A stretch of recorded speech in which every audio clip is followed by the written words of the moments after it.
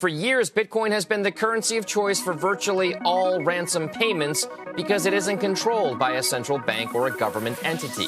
Why is cryptocurrency so popular with hackers? Let's talk ransomware attacks. They work like this. A hacker breaks into a company's network, takes control of its operational systems, encrypts them so the company no longer has access, and demands a ransom to fix the problem that they created.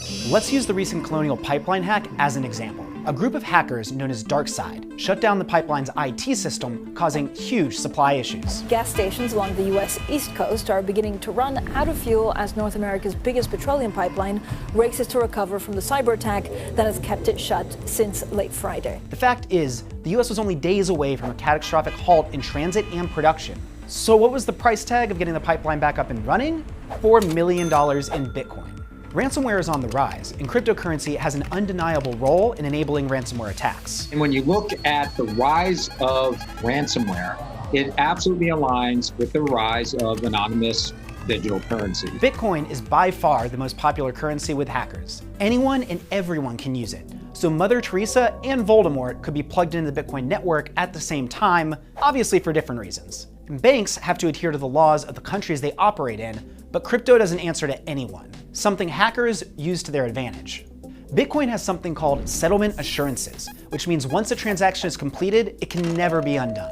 It can be used to conceal your true identity if you know how to use it. Although every transaction is stored on the blockchain forever, people often use tools to conceal where their Bitcoin is coming from and where it's going. Something the Colonial Pipeline hackers wish they'd known after the feds got back some of their cash. You can also send any cryptocurrency to and from anywhere in the world, which is pretty handy since most of these attacks are coming from China and Russia respectively.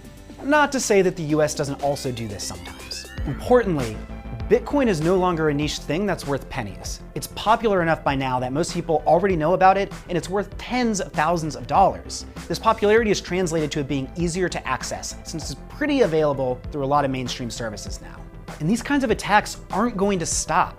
The situation is so serious that some have even suggested banning Bitcoin to try and stop the hacks. When you look at what links all these ransomware attacks, it's clearly cryptocurrency. So I think it's high time that lawmakers go after the financial incentive that's underpinning these ransomware attacks. A ban on Bitcoin or cryptocurrency in general might make it less attractive to hackers, but it's not going away. That's the benefit of decentralized technology. It can't be shut down, so a ban probably wouldn't even work. So what can be done?